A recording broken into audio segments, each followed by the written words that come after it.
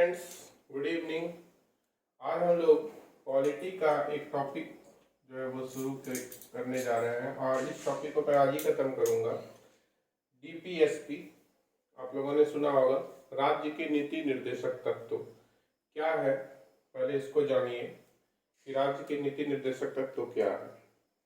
सबसे पहले इसके स्रोत की बात कर लेते हैं कि इसको कहाँ से लिया गया है। इसका स्रोत जो है वो आयरलैंड है। आयरलैंड के संविधान से इसको लिया गया है। अपने संविधान में जो है ये भाग 4 में है और अनुच्छेद की बात करें तो अनुच्छेद 36 से 51 ये राज्य के नीति निर्देशक तत्व का इन अनुच्छेदों में उल्लेख है। अब राज्य के नीति निर्देशक तत्व क्या है और इसको अपने संविधान में क्यों लिया गया, तो इसके बारे में जानते हैं। तो राज्य के नीति निर्देशक तत्व जो है वो तत्व संविधान निर्माताओं द्वारा राज्य के नीति निर्देशक तत्व दिए गए। ये जो है एक तरह से कहिए तो ये एक सकारात्मक निर्देश है। सकारात्मक निर्देश मतलब जैसे एक क्या कहते हैं पॉजिटिव सजेशंस कहिए इसको, जो कि राज्य के जो नीति निर्माण करने वाले हैं उनको एक तरह से निर्देश है। नीति निर्देशक तत्व का जो उद्देश्य है मेनली वो है भारत को एक कल्याणकारी राज्य बनाना। नीति निर्देशक का जो उद्देश्य आप देखेंगे जब नीति निर्देशक को पूरे 36 से 51 में, अनुच्छेद 36 से 51 में पूरा सभी अनुच्छेदों को जब देखेंगे तो आप पाएंगे कि इसमें जो है इसको देश भारत को कल्याणकारी राज्य के रूप में बनाने का इसमें उद्देश्य आपको दिखेगा। अब कल्याणकारी राज्य क्या होता है, तो कल्याणकारी राज्य जो है एक ऐसा राज्य हुआ जिसमें सरकार जनता के सभी वर्गों का ख्याल रखे और खासकर वो जो वंचित वर्ग हैं, वंचित वर्ग मतलब जिनको सारी सुविधाएं नहीं मिल पा रही, उस पर विशेष फोकस जो है राज्य के नीति निर्देशक तत्व के माध्यम से देने की कोशिश की गई है। अब आइए हम डिफरेंट अनुच्छेद के माध्यम से इसको देखते हैं कि कौन से अनुच्छेद में क्या है और ये एग्जाम में आपके लिए महत्वपूर्ण है। सबसे पहले बात कर लेते हैं अनुच्छेद 36 का, 36। इसमें जो है आपका राज्य की परिभाषा दी गई है। राज्य की परिभाषा आपका अनुच्छेद 12 में दी है। अनुच्छेद 12 में देखेंगे तो उसमें भी राज्य की परिभाषा है। तो जैसा राज्य की परिभाषा अनुच्छेद 12 में वैसा ही अनुच्छेद 36 में सेम, इसमें कोई डिफरेंस नहीं है। जब 37 में जाएंगे अनुच्छेद 37 में, तो अनुच्छेद 37 में क्या है कि राज्य के नीति निर्देशक तत्व जो है वो मूलभूत है लेकिन अप्रवर्तनीय है। अप्रवर्तनीय मतलब जिसको कहते हैं स्वैच्छिक, चाहे तो हम करवाएं या नहीं करवाएं। जैसे स्वैच्छिक मतलब क्या होता है, चाहे तो हम उसको पालन करें या नहीं पालन करें, तो ऐसा है, लेकिन महत्वपूर्ण है। तो महत्वपूर्ण है तो हम उसका जो है उसको ध्यान में रख के ही पॉलिसी को बनाते हैं, कुछ इस प्रकार से। तो अनुच्छेद 37 में जो है आपका राज्य के नीति निर्देशक तत्व राज्य के शासन में मूलभूत है लेकिन अप्रवर्तनीय है, मतलब स्वैच्छिक है।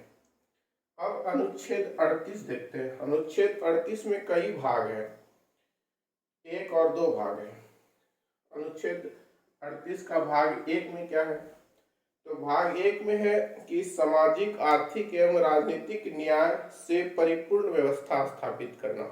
मतलब कि सामाजिक, आर्थिक एवं राजनीतिक न्याय, सामाजिक न्याय, आर्थिक न्याय, राजनीतिक न्याय से परिपूर्ण व्यवस्था स्थापित करना। और फिर 38(2) में क्या है, 38(2) में जब जाएंगे अनुच्छेद 38 भाग 2 में, तो इसमें है कि आय की असमानता को दूर करना, प्रतिष्ठा, सुविधा और अवसर की असमानता को कम करना। मतलब आय की असमानता अपने देश में बहुत ज्यादा है तो उसको कम करने की बात की गई है। उसके साथ ही साथ अवसर की असमानताओं को भी कम करने, मतलब अवसर की समानता लाना, सभी को बराबर अवसर मिले, आदि चीजों पर बात की गई है। उसके बाद अनुच्छेद 39 जाएंगे तो उसमें भी कई भाग आपको मिलेंगे। अनुच्छेद 39 भाग ए में क्या है कि स्त्री और पुरुष जो है उनके लिए आजीविका के लिए पर्याप्त साधन उपलब्ध करवाना, मतलब उनको रोजगार मिले, इसके लिए पूर्ण व्यवस्था करना ताकि उनको रोजगार मिल सके। 39 बी में जब जाएंगे तो इसमें क्या है, देश के संसाधनों का जनहित में प्रयोग करना, देश का जो संसाधन है उसका उपयोग लोगों के लिए किया जा सके, ऐसा है 39 बी में। 39 सी में जाएंगे, 39 सी में, तो इसमें क्या है, आर्थिक शक्ति का विकेंद्रीकरण करना, विकेंद्रीकरण सेंट्रलाइजेशन, मतलब विकेंद्रीकरण का मतलब क्या होता है कि शक्तियों को ऊपर से नीचे तक हर स्तर पर शक्ति, जैसे कि केंद्र में जो है सेंट्रल गवर्नमेंट है, आपका राज्य में स्टेट गवर्नमेंट है, लेकिन उसके नीचे भी अगर जाएंगे तो आप पंचायत है, तो उसी तरह से अर्थ का, आर्थिक तंत्र का भी जो है विकेंद्रीकरण, मतलब सारे पैसे और जो भी संसाधन उस पर एक सेंट्रल गवर्नमेंट का अधिकार ना हो या स्टेट गवर्नमेंट का ना अधिकार हो, उसको विकेंद्रीकृत करना, ये उल्लेख है आपका 39 सी में। 39 जब डी में जाएंगे आप तो 39 डी में जो है स्त्री और पुरुष दोनों के लिए कार्य के लिए समान वेतन की व्यवस्था की गई, मतलब equal wages for equal job, बराबर मतलब समान काम के लिए समान वेतन, मतलब वेतन में कोई भेदभाव की बात ना हो, ऐसी की गई है। जब 39 ई में जाएंगे आप, अनुच्छेद 39 ई, तो इसमें क्या है, नागरिकों के स्वास्थ्य की रक्षा करना, नागरिकों के स्वास्थ्य की रक्षा करना। उसके बाद 39 एफ में जाएंगे, इसमें जो है बच्चों, किशोरों और युवाओं को शोषण से बचाना। क्या होता है कि 14 वर्ष से कम उम्र के ही बच्चों को क्या किया जाता है, फैक्ट्रियों में लगा दिया जाता है, तो ये तो शोषण हुआ, तो शोषण से बचाने की बात की गई है 39 एफ में। और एक अनुच्छेद है 39 ए, यहाँ देखिए, ये जो आपका 39 ए है, ये 39 अनुच्छेद 39 भाग ए है, लेकिन ये सिर्फ इसको क्या पढ़ेंगे हम, अनुच्छेद 39 ए मतलब 39 ए, इसको भाग ए नहीं पढ़ेंगे, 39 ए मतलब ये अलग एक हो गया अनुच्छेद। ये जो है सामान्य न्याय की बात करती है और निःशुल्क कानूनी सहयोग प्रदान करना, सामान्य न्याय और निःशुल्क कानूनी सहायता प्रदान करने की बात करती है। तो ये आपका अनुच्छेद 39 तक हो गया। अब आगे देखते हैं, अगर आप देखेंगे अनुच्छेद 40, अनुच्छेद 40 में क्या है, तो अनुच्छेद 40 में जो है वो पंचायतों का गठन और सशक्तिकरण की बात करता है। तो जो पंचायतों का गठन हुआ था वो इसी से डीपीएसपी से ही लिया गया है, इसी मतलब डीपीएसपी को ही समझिए तो प्रवर्तनीय और प्रवर्तनीय से प्रवर्तनीय बनाया गया, जो आप पंचायत अभी देख रहे हैं। तो पंचायतों का गठन और सशक्तिकरण की बात की गई अनुच्छेद 40 में, महत्वपूर्ण है, इसको आप याद रख सकते हैं कि अनुच्छेद 40 में जो है पंचायतों के गठन और सशक्तिकरण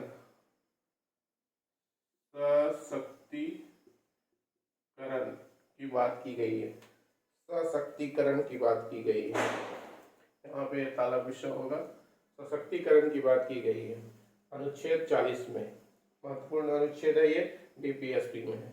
उसके बाद जब आप अनुच्छेद 41 में जाएंगे तो अनुच्छेद 41 में जो है रोजगार का अधिकार, बेरोजगारी, बीमारी, वृद्धावस्था, विकलांगता में सहायता करना, मतलब लोगों को रोजगार का अधिकार है, मतलब उनको रोजगार का अधिकार मिलना चाहिए, उनको रोजगार मिलना चाहिए, मतलब कोई भी सरकार है उसका ये कर्तव्य या दायित्व होता है कि वह देश के प्रत्येक नागरिक को जो कि योग्य है रोजगार पाने के लिए, रोजगार करने के लिए, उनको रोजगार का अवसर मुहैया कराया जाए। साथ ही साथ इसमें जो है बीमारी, वृद्धावस्था, विकलांगता, जैसे वृद्धा पेंशन मिलता है, विकलांग को पेंशन मिलता है, ये सारी जो है डीपीएसपी का ही वो हिस्सा है जो सरकारें करती हैं।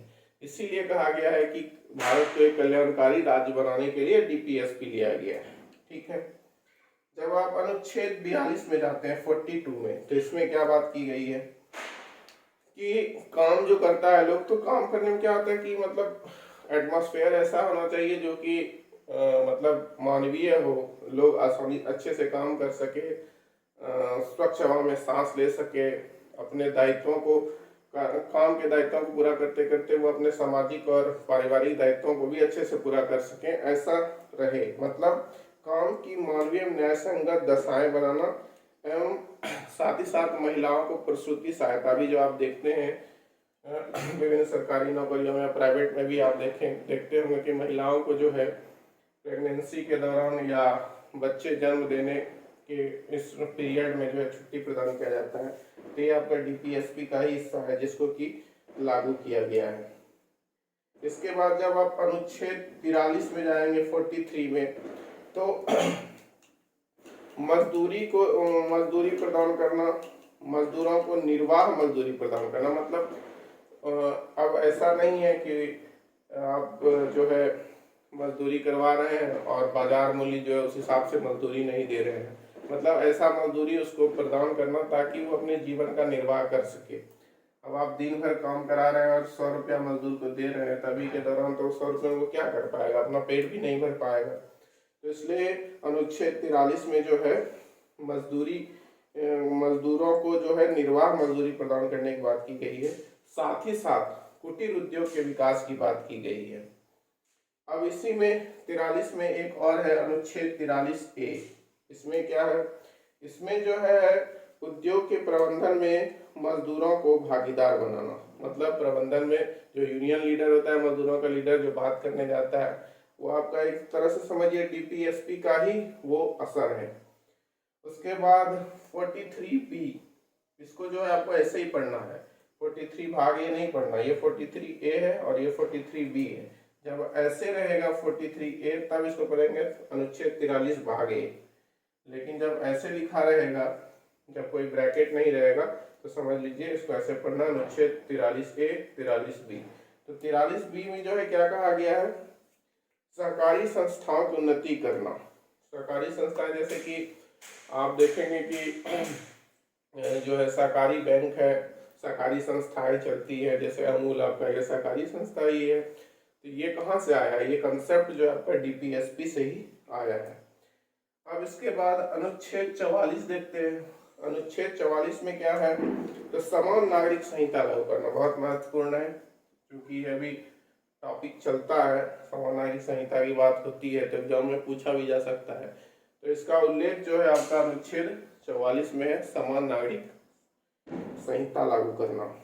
अब अनुच्छेद 45 जब आप देखते हैं, तो अनुच्छेद 45 जो है 6 वर्ष से कम आयु के बच्चों की बाल्यावस्था देखरेख और शिक्षा का प्रबंध करना। 6 वर्ष से कम उम्र के जो बच्चे हैं, जैसे आंगनबाड़ी जो आप देखते हैं, कहाँ से आए ये कंसेप्ट, वो डीपीएसपी का ही कंसेप्ट है।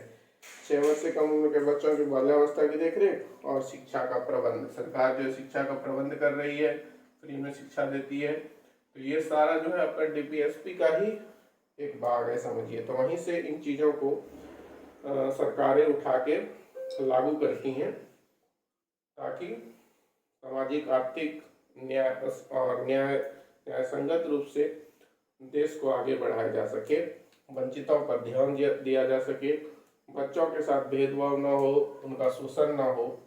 तो इसीलिए सारे अनुच्छेद जो आप देख रहे हैं, इसमें आप देख रहे हैं कि राज्य को, देश को कल्याणकारी बनाने के उद्देश्य से सारे अनुच्छेद हैं।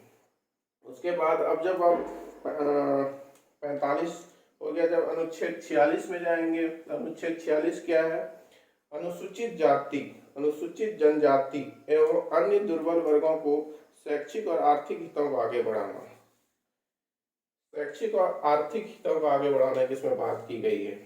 अब इसमें जो है आपका ये आरक्षण वगैरह जो है, जो भी चीज़ देखते हैं, ये इसीलिए दिया गया है क्योंकि वो जो है शैक्षिक और आर्थिक रूप से पिछड़े हुए हैं, इसलिए उनको आगे बढ़ाने के लिए जो है अनुच्छेद 46 में बात की गई है। इसी के आधार पर आपका आरक्षण आदि पर जो है काम करती है सरकार, ताकि उनको आगे बढ़ाया जा सके। अनुच्छेद 47 में अब जब जाएंगे, तो नागरिकों को पोषक आहार एवं लोक स्वास्थ्य में सुधार करना, शराब एवं अन्य मादक पदार्थों के उत्पादन में बिक्री पर रोक लगाना, शराबबंदी मद्य निषेध जो बिहार में आपका हुआ है, तो वो डीपीएसपी के ही आधार पर ये सरकार करती है। उसमें जो है लोक स्वास्थ्य पे भी ध्यान देना सरकार का दायित्व तो है कि लोगों का स्वास्थ्य का देखभाल करे, इसलिए शराबबंदी भी उसी में आता है आपका। उसके बाद अब 47 हो गया अनुच्छेद। उसके बाद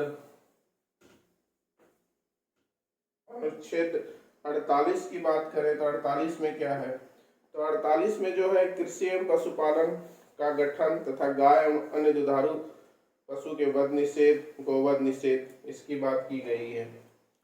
कृषि और पशुपालन का गठन, कृषि और पशुपालन पे वर्तमान सरकार बहुत ज़्यादा फोकस कर रही है। केसीसी, जिनका केसीसी नहीं उनका लगातार केसीसी बनवा रही है, इस पर हर घर केसीसी करके अभियान भी चला रही है।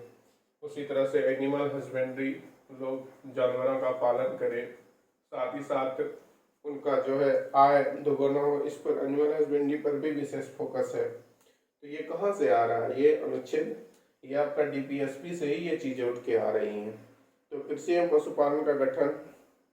अब इसी में एक है 48A। 48A क्या है, 48 है पर्यावरण का संरक्षण एवं वन्य जीवों की रक्षा करना, तो उस पर भी सरकार फोकस करती है।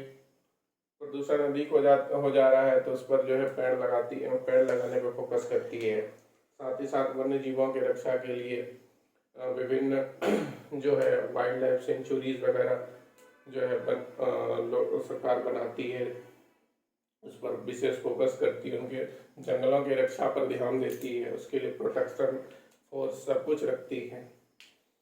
उसके बाद जब आप अनुच्छेद 49 देखेंगे तो अनुच्छेद 49 में क्या है, राष्ट्रीय महत्व के स्मारकों, वस्तुओं और स्थानों का संरक्षण, जैसे लाल किला है, ताजमहल है, ये राष्ट्रीय स्मारक है, इनका देखभाल करना ये सरकार की जिम्मेवारी है। साथ ही साथ पब्लिक की भी है कि वो अपने राष्ट्रीय स्मारकों और वस्तुओं और स्थानों का जो है संरक्षण करें।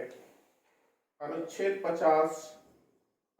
50 में जो है कार्यपालिका से न्यायपालिका को अलग करती है, उसमें अलग करने की बात की गई है। उसमें कोई निर्देश नहीं, एक बात यहाँ आप जान लें कि राज्य के नीति निर्देशक तत्व में जो है ये कोई निर्देश नहीं है, मतलब ये सरकार को एक तरह से वो कर रही है, नीति निर्देशक तत्व जो है नीति निर्माताओं को अवगत करा रही है कि आपको इस चीजों पर फोकस करना है, वही यही। अब अनुच्छेद 51 में क्या बात की गई है, तो अनुच्छेद 51 में अंतर्राष्ट्रीय शांति और सुरक्षा को बढ़ावा देना। इसीलिए हमारा देश जो है जब कोई युद्ध होता है दूसरे देशों के बीच तो उसमें शांति की अपील पहले करती है, क्योंकि अंतर्राष्ट्रीय शांति स्थापित करना हमारा उद्देश्य भी है। तो ये सारे नीति निर्देशक तत्वों की बात थी जो कि मैं आपको बताना चाहता था। अब इसमें डॉक्टर अंबेडकर साहब ने नीति निर्देशक तत्वों के बारे में क्या कहा है कि नीति निर्देशक तत्व जो है वो लोकतंत्र की स्थापना करेंगे, आर्थिक लोकतंत्र की स्थापना करेंगे, उनका ये विचार है। तो नीति निर्देशक तत्व में आपको जो याद रखने वाली चीजें हैं, कुछ अनुच्छेद आपको याद रखनी है, और साथ ही साथ और क्या क्या है, एक तो नीति निर्देशक तत्व जो है वो अप्रवर्तनीय मतलब स्वैच्छिक है, सरकारें चाहे तो लागू करें चाहे तो न लागू करें, मतलब लेकिन ऐसी इसमें बातें की गई हैं कि इसकी अपेक्षा नहीं कर सकती है नीति निर्माण करने वाली संस्था। हमारे संविधान में इसका विस्तार से वर्णन है, और लेकिन कुछ चीजें हैं जैसे मद्य निषेध आदि, जब भूमंडलीकरण हो रहा है तो उस समय में जो है थोड़े अप्रासंगिक हो जाते हैं, लेकिन अभी भी अपनी सोसाइटी ऐसी है जहाँ पर कि इन चीज़ों पर थोड़ा फोकस की जरूरत है। तो ये सारी बातें हैं नीति निर्देशक तत्वों में, लेकिन कुछ नीति निर्देशक तत्व जैसे समान नागरिक सहायता, आज़ादी के इतने साल हो गए लेकिन अभी तक लागू नहीं हो पाया है। उसके बाद महत्व क्या है? अगर महत्व पूछते हैं कि नीति निर्देशक तत्व का क्या महत्व है, इतना बड़ा जो है 36 से 51 तक है अनुच्छेद, इतना विस्तार से अपने संविधान में लिखा गया है, तो इसका कुछ कोई महत्व है? तो आप महत्व तो आपको पता चल गया होगा। जब मैं समझा रहा था तो उसको कोलरेट को जो है संबंधित चीज़ें जो उसके साथ सरकारें कर रही हैं उसको भी आपको निर्देशित कर रहा था। तो राज्य के कल्याण के लिए जो भी सरकारें काम करती हैं तो उसमें नीति निर्देशक की को ही ध्यान में रखते हुए नीति निर्देशक तत्व जो है उसमें क्या करती है, एक महत्वपूर्ण भूमिका निभाती है चीज़ों को आसान करने में और अच्छा करने में, ताकि वो देश के लिए काम आए, कल्याणकारी राज्य बनाता है। और जितने भी राज्य या केंद्र सरकार की राज्य और केंद्र सरकार की जो कल्याणकारी योजनाएं हैं वो आधार जो है उसका नीति निर्देशक तत्व ही है। ये जो है सामाजिक और आर्थिक लोकतंत्र स्थापित करने के लिए जरूरी है, क्योंकि जब तक सामाजिक न्याय नहीं होगा, आर्थिक न्याय नहीं होगा, तब तक जो है हम एक सामाजिक आर्थिक रूप से सशक्त देश और राज्य का निर्माण नहीं कर सकते हैं। नीति निर्देशक तत्व जो है राज्य के जो शासक है, नीति निर्माता है, उनके जो है सरकार जो है उनके मूल्यांकन का आधार प्रस्तुत करता है, क्योंकि इसमें आप देख सकते हैं कि उन्होंने जनता के कल्याणकारी योजनाओं के लिए कितना काम किया। तो इस तरह से कह सकते हैं कि नीति निर्देशक तत्व जो है वो भारतीय संविधान का दर्शन है। तो यही सारी चीजें हैं नीति निर्देशक तत्व के बारे में। शायद ये वीडियो आपको अच्छा लगेगा तो इसको लाइक करिएगा और साथ साथ मेरे चैनल को सब्सक्राइब कर सकते हैं। मैं ऐसे ही महत्वपूर्ण वीडियो आपके लिए लेकर आता रहूँगा। धन्यवाद।